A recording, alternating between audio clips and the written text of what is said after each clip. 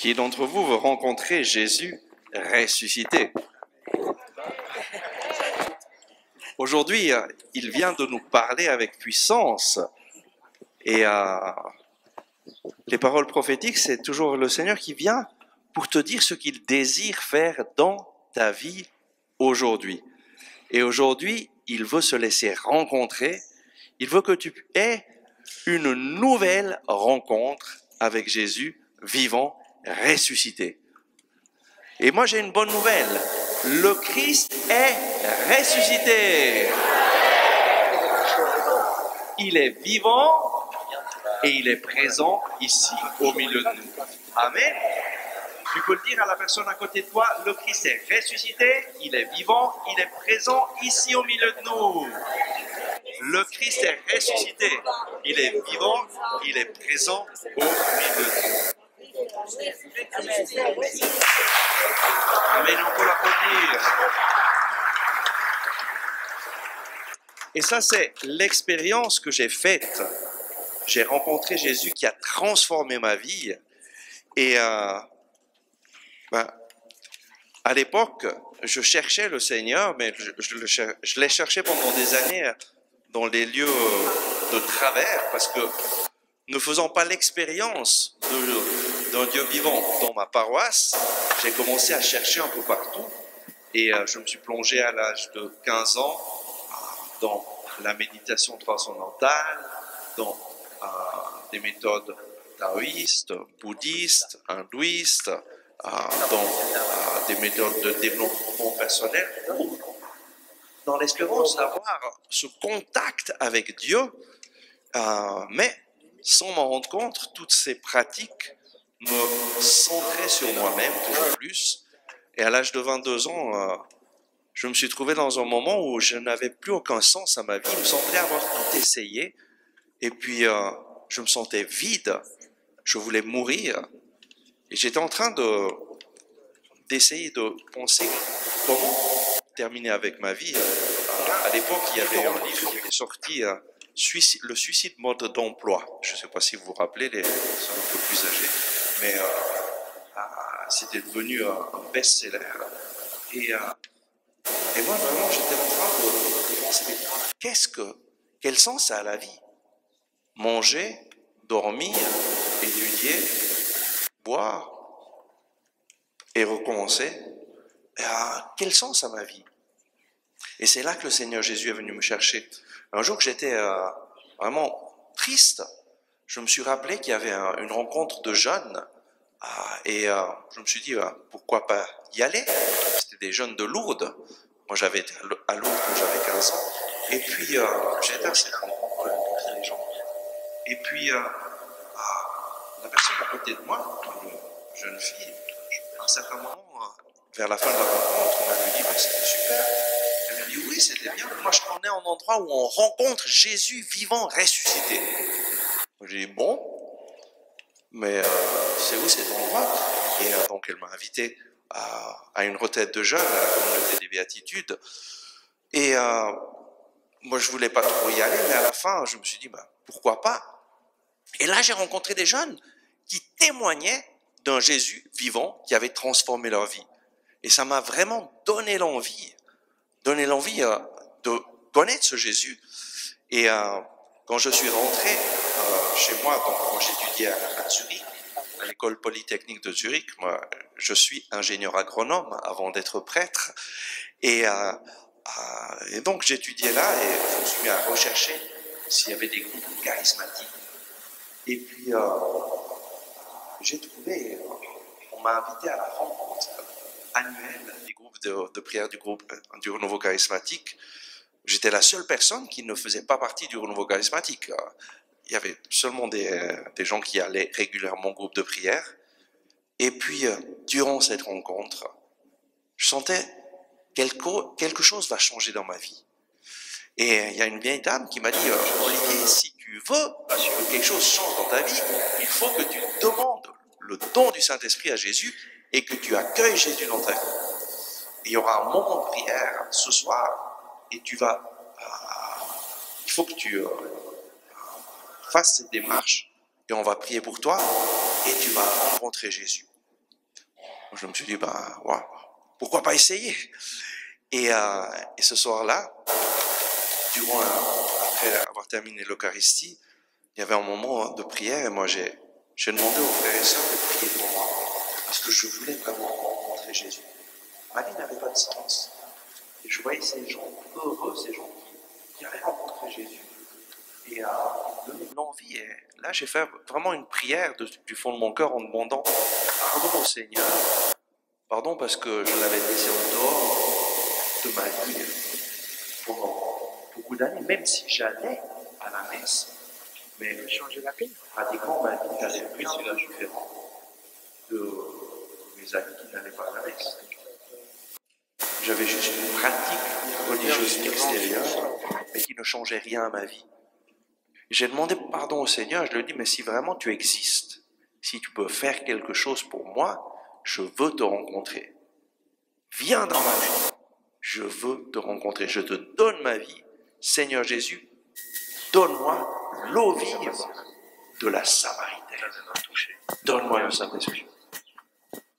Et quand j'ai fait cette prière, quelque chose s'est passé. C'est difficile d'exprimer avec des paroles ce qui s'est passé, mais j'ai commencé à ressentir la présence du Seigneur tellement forte.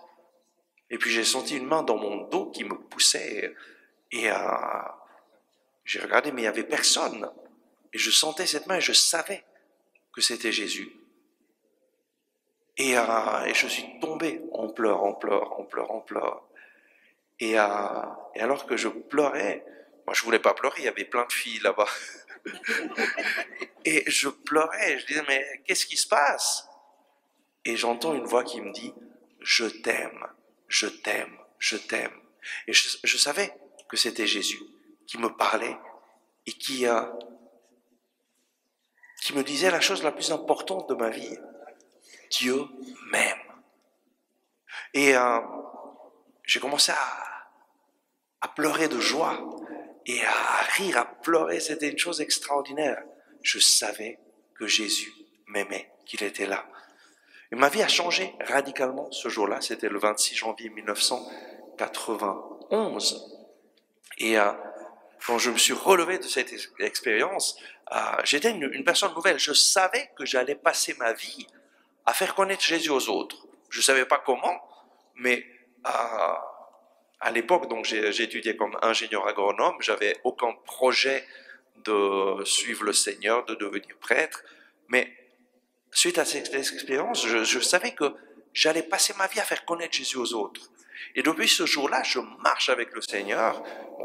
Ensuite, le Seigneur m'a appelé, après que j'ai terminé mes études d'ingénieur, à le suivre dans une communauté charismatique, la Koinonia Jean-Baptiste, et je suis venu avec 3 sœurs de la Koinonia Jean-Baptiste. Je vous invite à vous lever, Sylvie, Esther et Agnieszka.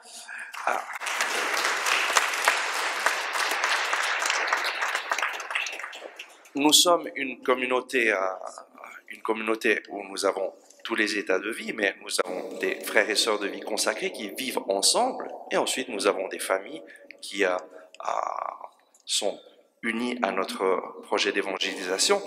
Et donc, le Seigneur m'a appelé dans cette communauté, et depuis que je suis dans la communauté, le Seigneur m'a petit à petit formé à travers la communauté pour annoncer l'évangile. Et je dois dire que je suis témoin que Jésus est ressuscité parce que je vois le Seigneur Jésus agir partout où je vais, et aujourd'hui, il va faire des choses extraordinaires. Amen.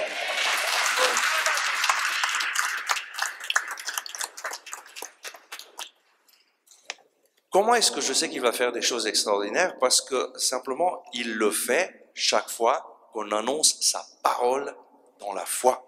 Je me rappelle, j'étais à Estavayer-le-Lac en Suisse, c'était peut-être 2016, et il y avait dans l'assemblée une femme, Alexandra Virag, qui a eu une expérience extraordinaire.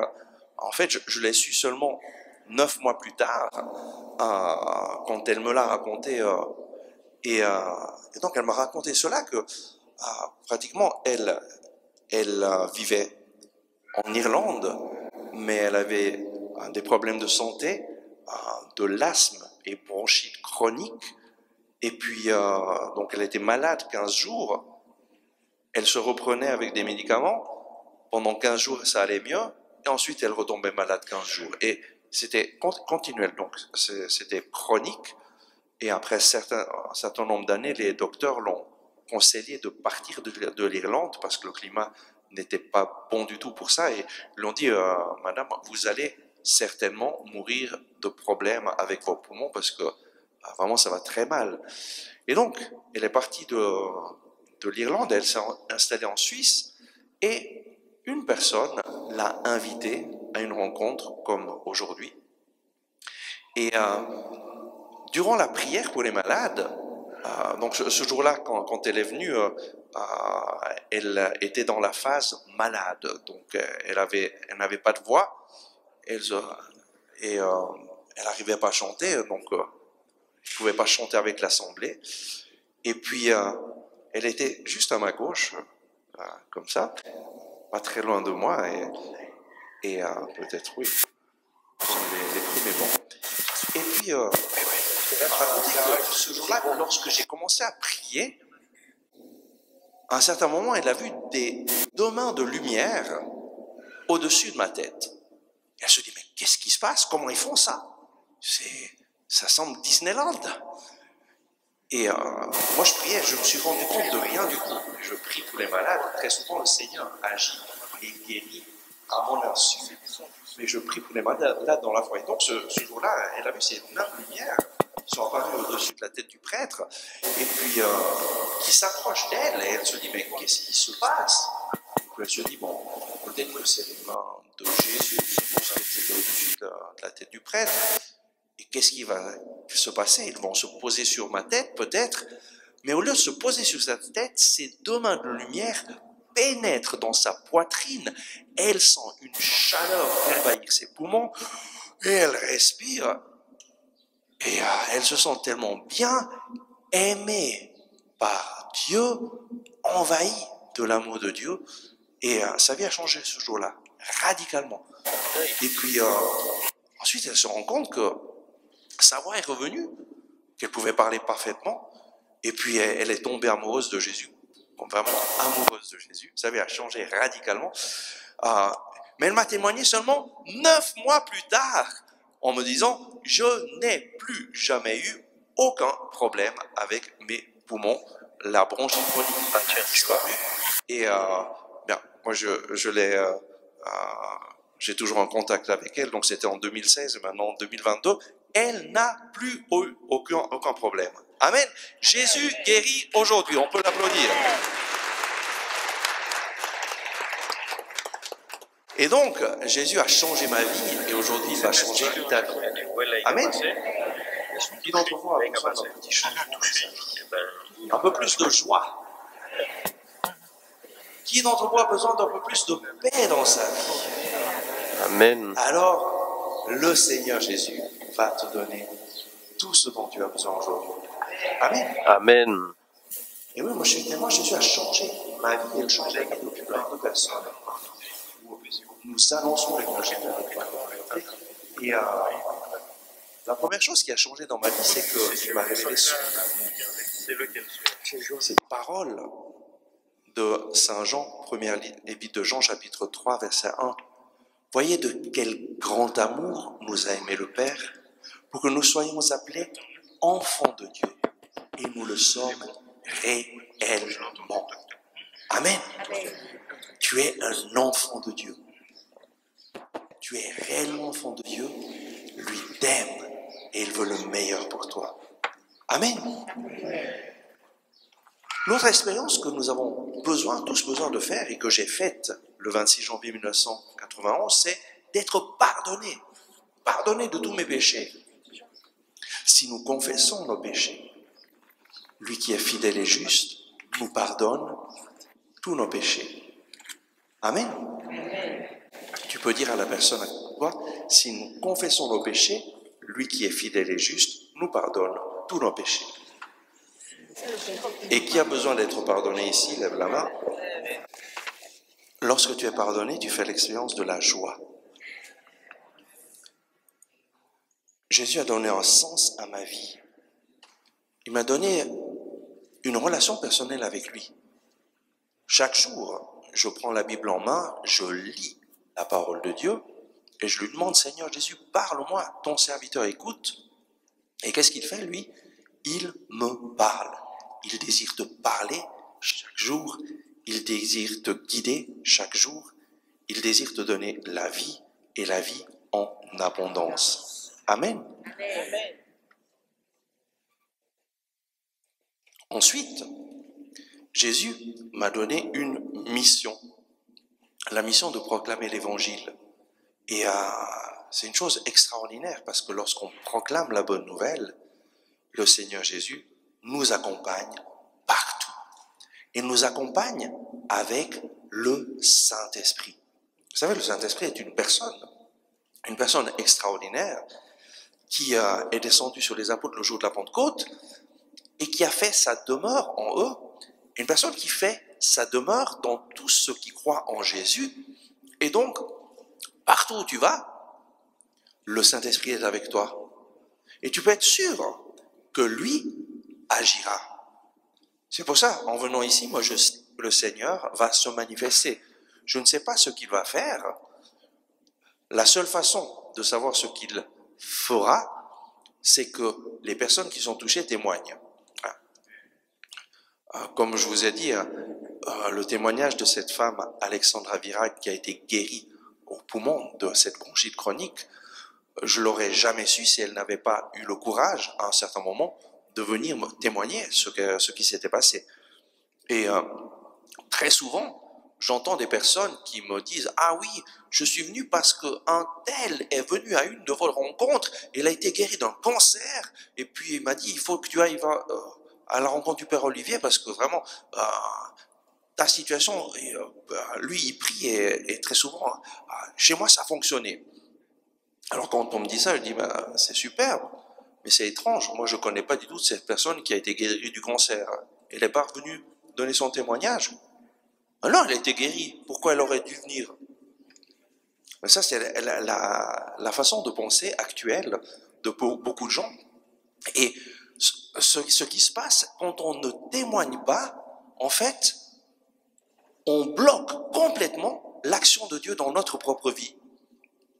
Parce que Dieu, en donnant une guérison ou une rencontre personnelle avec Jésus ou une expérience d'être pardonné, d'être libéré d'un péché qui pesait sur toi, il te donne une expérience vivante pour que tu sois un témoin afin que tu deviennes un instrument pour que d'autres aient une rencontre personnelle avec Jésus. Et la vie en abondance que le Seigneur nous donne, c'est ce que Jésus a dit. Si quelqu'un a soif, qu'il vienne à moi et qu'il boive, de son sein couleront des fleuves d'eau vive. Ces fleuves d'eau vive se manifestent à travers ton témoignage. Quand tu témoignes, eh bien, le Saint-Esprit passe à travers toi et va abreuver les personnes autour de toi. Et ce que tu pensais impossible, parce que beaucoup de personnes pensent, mais moi je ne sais pas comment témoigner, je ne sais pas comment parler. Mais en fait, tu n'as pas besoin de savoir comment parler, tu as juste besoin de raconter ce que Jésus a fait pour toi. Amen. Amen. Tu peux dire à la personne à côté de toi, n'oublie jamais de raconter ce que Jésus a fait pour toi. N'oublie jamais de raconter ce que Jésus a fait pour toi. N'oublie jamais ce que Jésus a fait pour toi. Et oui, c'est une chose extraordinaire parce que quand tu racontes ce que Jésus a fait pour toi, lui se manifeste et touche d'autres personnes qui vont le rencontrer et qui auront cette grâce de rencontrer Jésus vivant, ressuscité, et tu as été un instrument entre ses mains. Tu ne témoignes pas? Eh bien, tout ce que Dieu voulait faire à travers toi est bloqué. Et malheureusement, c'est ce qui se passe très fort actuellement en Europe, parce que quand je vais annoncer l'évangile dans d'autres continents, généralement, il y a beaucoup plus de personnes qui témoignent. Et surtout beaucoup plus de personnes qui deviennent des témoins et qui continuent. Et donc, réveillons-nous et témoignons afin que toujours plus de personnes rencontrent Jésus vivant ressuscité. Amen. J'étais aux États-Unis Et donc, moi, j'étais missionnaire aux États-Unis pendant 7 ans pour implanter notre communauté à Los Angeles. Et je me rappelle, un jour, je rentrais, c'était le dimanche, j'avais célébré la messe du dimanche, et je rentrais à la sacristie et je vois un homme avec des béquilles, c'est une grande béquille qui soutiennent sous les aisselles. Et je sens le Seigneur me dire, va parler à cet homme. Et donc je vais vers cet homme, je lui demande qu'est-ce qui s'est passé. Il me raconte qu'il a eu un accident de moto et puis qu'il s'est fortement endommagé un pied. Et puis ça ne guérit pas et c'est en train de... les docteurs avaient peur que ça devienne ça aille en gangrène et avaient décidé, si ça ne changeait pas, d'amputer les doigts d'orteil, de commencer à l'amputer. Et il avait une peur terrible. Et moi, j'ai commencé à l'encourager. Je lui ai dit, mais ne t'en fais pas, le Seigneur Jésus est vivant, il est ressuscité, il va te guérir. Je prie pour toi maintenant. Et donc, j'ai prié pour sa guérison. Ensuite, je l'ai encouragé. Et lui, il a commencé à pleurer, pleurer, pleurer. Plus tard, il me disait que, alors que je lui parlais, j'étais en train de lui dire des choses que lui seulement savait sur sa propre vie. Moi, je n'étais pas conscient, je ne sais pas encore, il ne m'a pas dit exactement qu'est-ce que c'était, mais ça l'a touché au profond de son cœur.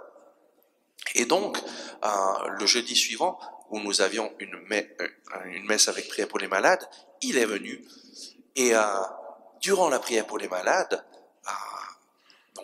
j'ai invité toutes les personnes qui avaient des problèmes aux pieds à se lever. Il s'est levé, j'ai prié, et puis il a senti vraiment un feu descendre du ciel et toucher son pied. Et vraiment, ensuite, il a commencé à marcher beaucoup mieux. Et le lendemain, il a été chez le docteur qui devait décider s'il devait amputer ou pas. Le docteur voit son pied et lui dit, mais qu'est-ce qui s'est passé? Ça va beaucoup mieux, on n'a pas besoin d'amputer. Mais oui, ça c'est une bonne nouvelle, mais il va vous falloir plus ou moins une année pour reprendre, avant de pouvoir reprendre le travail, il va falloir faire beaucoup de la réhabilitation. Et quand Sergio Molina, donc son nom c'est Sergio, quand il est venu le jeudi suivant pour raconter ce qui s'était passé, qu'il n'a pas dû amputer le pied, que les docteurs lui ont dit il va falloir une année pour vous remettre, moi je lui ai dit, écoute, Jésus t'a guéri, il va te faire te remettre bien plus rapidement, et tu vas voir, mais l'important c'est que tu viennes prier toutes les semaines avec nous, tu prends ta Bible et on va apprendre à prier ensemble, parce que dans nos assemblées on apprend à prier avec la Bible, et toutes les semaines il venait avec sa Bible, et après, et avec toujours plus de joie, et joie d'apprendre la parole de Dieu. Et il me racontait, mais c'est extraordinaire, moi je lis la Bible et je sens que Jésus me parle, il est en train de transformer radicalement ma vie, je suis heureux, j'ai trouvé un sens à ma vie. Et moi je lui dis, ben oui, et il fait de toi un témoin, c'est important que tu témoignes ce que Jésus a fait pour toi. Et il a commencé à témoigner, à témoigner, à témoigner, et après 2 mois et demi, il me dit, j'ai une bonne nouvelle. La semaine prochaine, je recommence à travailler. Le Seigneur a accéléré la guérison. Amen.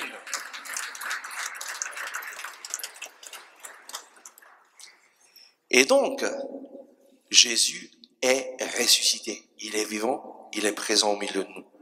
Mais c'est quoi la bonne nouvelle? La bonne nouvelle, d'abord, c'est une bonne nouvelle qui doit nous réjouir. Si les personnes ne se réjouissent pas quand on annonce la bonne nouvelle, eh bien, ça veut dire que ils ne le ressentent pas comme une bonne nouvelle pour eux. Et malheureusement, c'était mon cas jusqu'à ce que j'ai rencontré Jésus. Moi, j'allais à l'église, mais je ne ressentais pas une joie d'entendre la bonne nouvelle. Je ne sais pas si, je ne me rappelle pas comment on prêchait ça, mais en fait, si c'est une bonne nouvelle, c'est quoi la bonne nouvelle? C'est pas que Dieu existe. Le diable y croit aussi. Et il tremble. La bonne nouvelle, c'est que Dieu t'aime tellement qu'il a envoyé son Fils unique Jésus-Christ qui est mort pour toi sur la croix, qui s'est chargé de tes fautes, de tes péchés, les a cloués au bout de la croix et t'offre une vie nouvelle, une vie en abondance.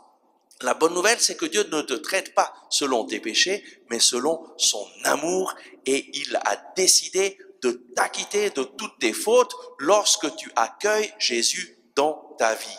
Amen. La bonne nouvelle, c'est que alors que nous étions condamnés à mort, et tous nous étions condamnés à mort, avec, comme dans les films, une pancarte, coupable. Tous nous sommes coupables, parce que tous nous avons péché, et nous sommes privés de la gloire de Dieu. Alors que nous étions condamnés à mort, Jésus est mort à ta place. Amen. Tu n'as plus besoin de mourir. Dieu t'a destiné à la vie. Mais tu as besoin de faire une chose, accueillir Jésus dans ta propre vie. Amen. Alors ta vie change radicalement. Et voilà. Pierre, sa vie a changé radicalement. Lorsque Jésus, qui était mort, est apparu à lui. Il lui a dit, m'aimes-tu? Et Pierre a dit, mais oui, je t'aime, paie mes brebis. Pierre, est-ce que tu m'aimes? Plus que cela. Et Pierre lui dit, oui, je t'aime, paie mes brebis. Et Jésus, de nouveau, lui dit, mais est-ce que tu m'aimes vraiment? Et Pierre est attristé. Il lui dit, mais tu sais bien, tu sais que je t'aime. Et Jésus le confirme de nouveau, paie mes brebis. Pierre avait renié 3 fois Jésus. Et il a été disqualifié complètement. Et Jésus, par 3 fois, lui redit, c'est toi qui es le berger de mes brebis. Et je te donne une mission d'aller annoncer la bonne nouvelle. Amen. Et voyons voir ce que Pierre, comment il évangélise. Parce que c'est important aussi pour nous pour savoir comment évangéliser. Et voilà pourquoi aujourd'hui j'ai choisi ce passage, Actes des Apôtres, chapitre 3. Et Pierre et Jean montaient au temple pour la prière de la 9e heure. Or, on apportait un important de naissance qu'on déposait tous les jours à la porte du temple appelée la Belle, pour demander l'aumône à ceux qui y entraient. Voyant Pierre et Jean sur le point de pénétrer dans le temple, il leur demanda l'aumône. Alors Pierre fixa les yeux sur lui, ainsi que Jean, et dit, « Regarde-nous ». Il tenait son regard attaché sur eux, s'attendant à en recevoir quelque chose. Mais Pierre dit, « De l'argent et de l'or, je n'en ai pas, mais ce que j'ai, je te le donne. Au nom de Jésus-Christ, le Nazaréen, lève-toi et marche. » Amen. On peut le répéter, au nom de Jésus-Christ, le Nazaréen, lève-toi et marche. Au nom de Jésus-Christ, le Nazaréen, lève-toi et marche. Et aujourd'hui, le Seigneur vient te dire, au nom de Jésus-Christ, le Nazaréen, lève-toi et marche. Peut-être que tu es venu ici avec une maladie physique et le Seigneur te dit, au nom de Jésus, le Nazaréen, lève-toi et marche. Peut-être que c'est une situation de poids émotionnel, de difficultés relationnelles, de difficultés dans ta famille, de difficultés avec tes enfants, avec ton époux. Le Seigneur t'a amené ici pour te dire, au nom de Jésus, le Nazaréen, lève-toi et marche.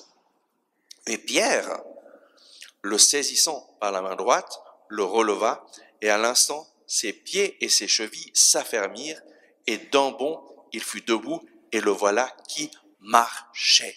Amen. Amen. Mais la première chose que Pierre a fait pour annoncer, c'est qu'il a fait une démonstration de puissance. Il y avait quelqu'un qui était paralysé. Eh bien, qu'est-ce qu'il fait? Il prie pour lui et au nom de Jésus de Nazareth, lève-toi et marche. Et bon, c'est clair que les gens l'ont vu, hein, étaient tout étonnés, qu'est-ce qui se passe?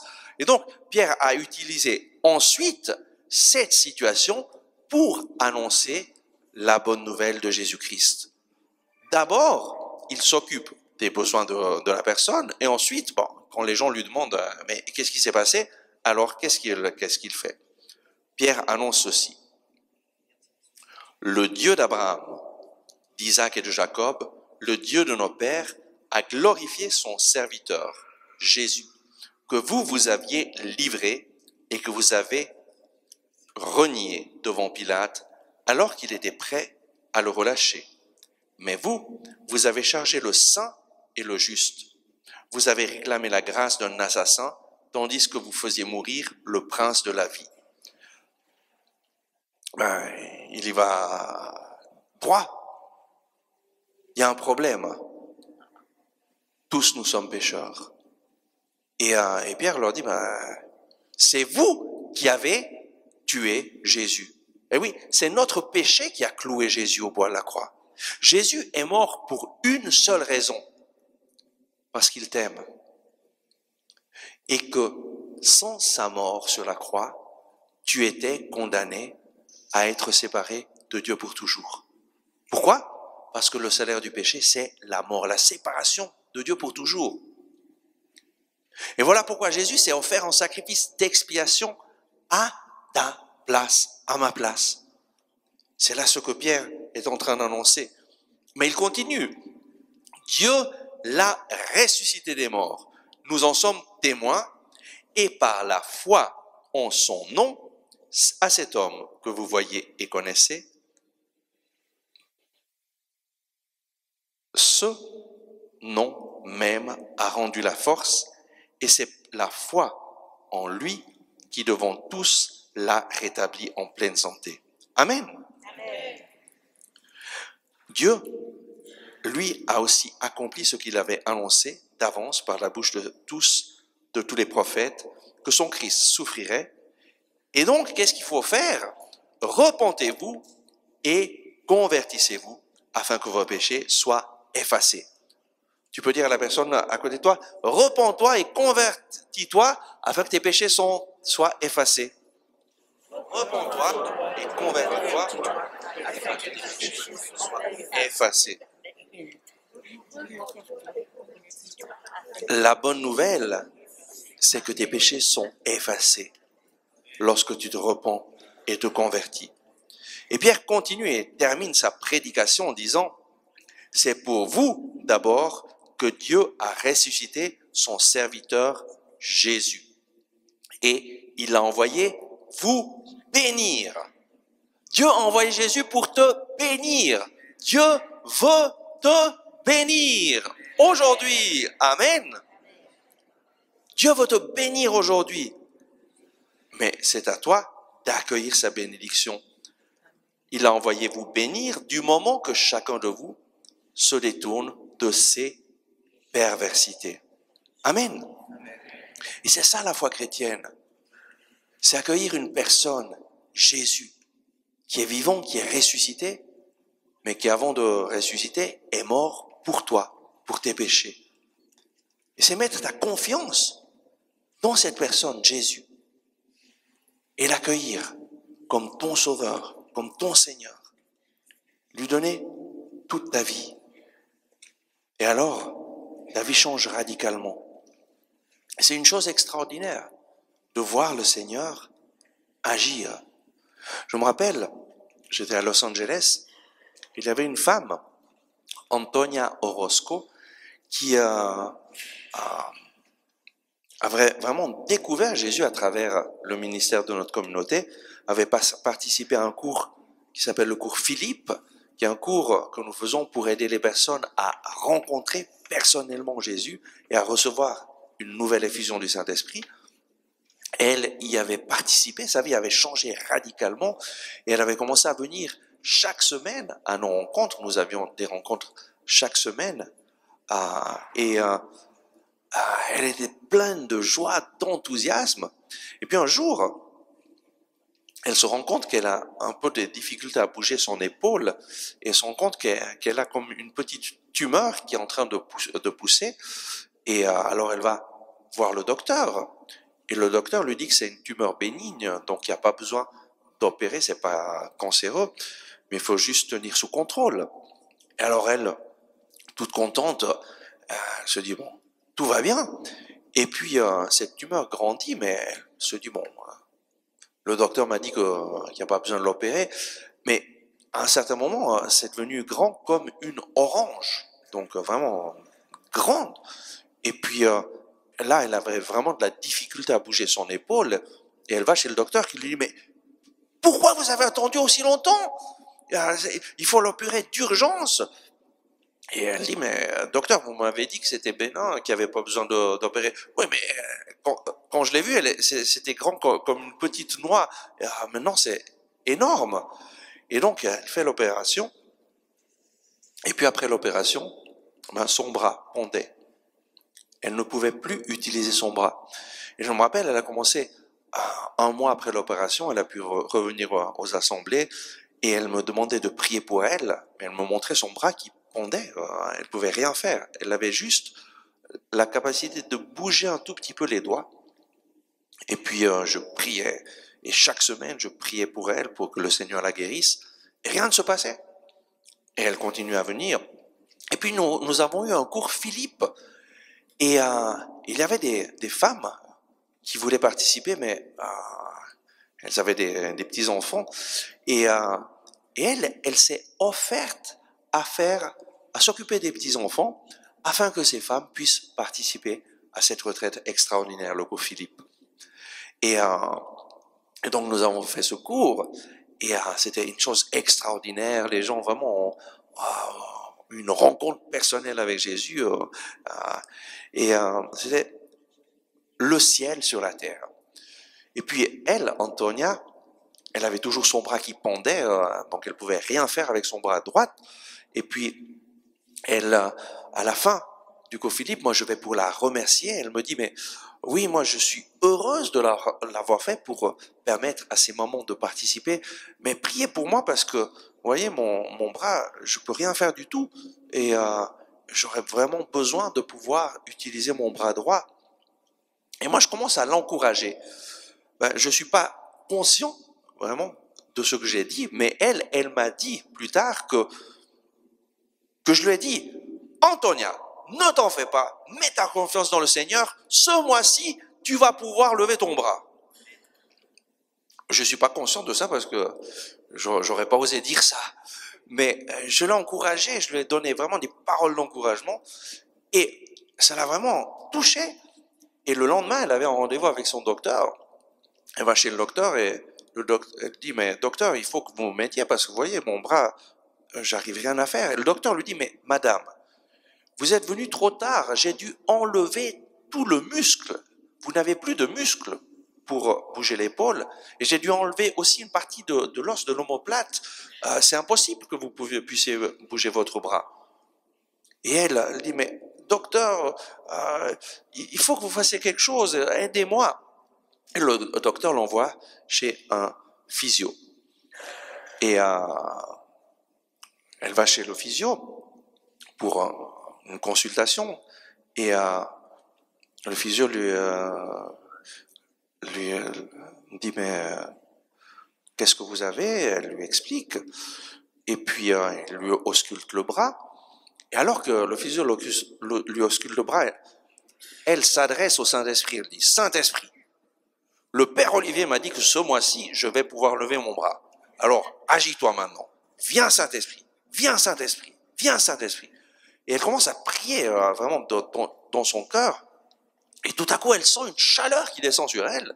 Et puis, elle commence à bouger son bras, à le lever un peu. Et le physio lui dit, mais vous pouviez faire ça avant? Non, non, depuis l'opération, je ne pouvais pas le bouger. Et bon, alors on va vous donner rendez-vous pour le début des thérapies dans 2 semaines. Mais durant ces 2 semaines, elle répétait tous les jours, le Père Olivier m'a dit que je pourrais lever mon bras ce mois-ci. Et donc, viens Saint-Esprit. Et chaque jour, elle pouvait bouger un peu plus, un peu plus, un peu plus. Après 2 semaines, quand elle a été chez son physio, elle pouvait faire ça. Et le physio lui a dit, j'ai pas besoin de rien faire, vous êtes guéri. Amen. On peut applaudir le Seigneur.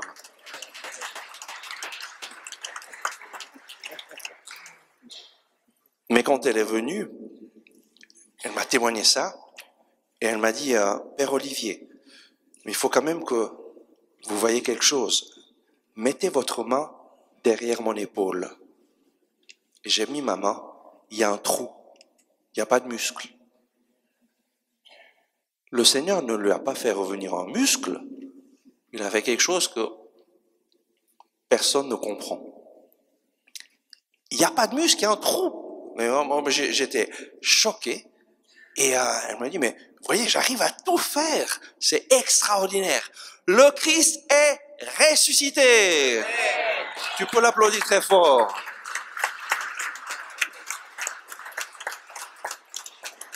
Et aujourd'hui, il frappe à la porte de ton cœur. Il désire entrer dans ta vie. Moi, je t'invite à fermer tes yeux. Jésus est là. Et il t'aime. Il est venu dans ce monde pour toi. Il a vécu sur cette terre pour te dire, Dieu t'aime. Il est de ton côté. Dieu est en ta faveur. Quoi qu'il se passe dans ta vie, Dieu n'a pas perdu le contrôle. Il est toujours là et il t'accompagne. Mais il désire que toi tu lui donnes ce problème, ce poids, cette difficulté qui te pèse, que tu lui donnes ta vie, que tu t'abandonnes entre ses mains. Jésus est venu pour te sauver. Et il l'a fait en mourant sur la croix. Il est venu chez les siens, mais les siens ne l'ont pas accueilli. À ceux qui l'ont accueilli, il a donné le pouvoir de devenir enfants de Dieu. À ceux qui croient en son nom. Et toi qui es ici, et qui crois en Jésus, c'est le moment de l'accueillir dans ta vie. Et de l'accueillir dans cette situation difficile où tu te trouves. C'est le moment de l'accueillir là où tu es en train de souffrir. C'est le moment de mettre ta confiance en lui et de lui donner tout ce qui te pèse. Et il te dit à travers le livre de l'Apocalypse, « Voici, je me tiens à la porte et je frappe. Si tu entends ma voix et ouvres, j'entrerai et je serai avec toi, je mangerai avec toi. » Aujourd'hui, Jésus frappe à la porte de ton cœur. Décide de l'accueillir. Toi et toi seul peux ouvrir la porte. La poignée de la porte est seulement à l'intérieur.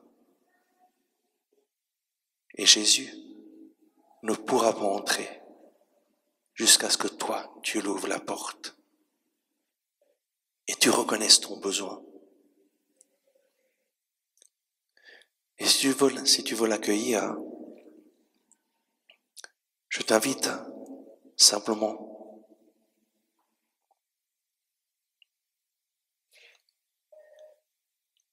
à venir à lui et à lever ta main vers lui en lui disant, me voici Seigneur, j'ai besoin de toi. Et je t'invite à répéter cette prière. Jésus, j'ai besoin de toi. Je viens à toi tel que je suis. Toi, tu connais mon problème. Tu connais ma vie. Tu connais tous mes péchés, toutes mes erreurs. Seigneur, je te demande pardon pour tous mes péchés, pour toutes les fois que je me suis éloigné de toi.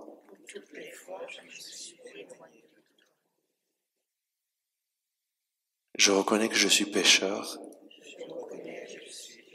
J'ai besoin de toi. Viens dans ma vie, Jésus. Je te donne ma vie, telle que je suis. Prends toute ma vie. Entre au plus profond de ma vie.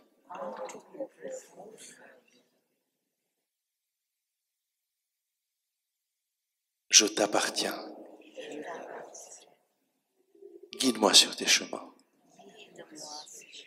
Je mets ma confiance en toi. Tu es mon sauveur. Sauve-moi aujourd'hui. Tu es mon Seigneur. Viens régner dans ma vie. Tous les jours de ma vie. Je t'appartiens.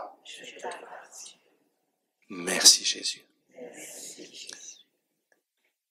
Et je t'invite maintenant simplement à ouvrir ta bouche et nous allons chanter en langue en demandant au Seigneur de venir nous remplir de sa présence. I eleven vo I need it and me but love vo I need it I dear and me live vo I need it never vo she live on vo I need and me live vo I need Arme volovo why never lovo why near Arme levovo why never lovo why She levonovo why levono why near Arme levovo why near Arme volovo why levono why Shed level of a wine, Arme love a wine, level of a wine, and would have loved. Shed level of a wine,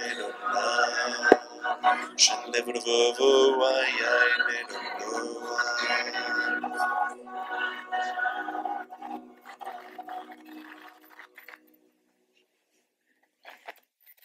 Tu es venu ici et tu pensais que rien ne pouvait t'aider, que ta situation était une situation impossible et maintenant tu ressens cette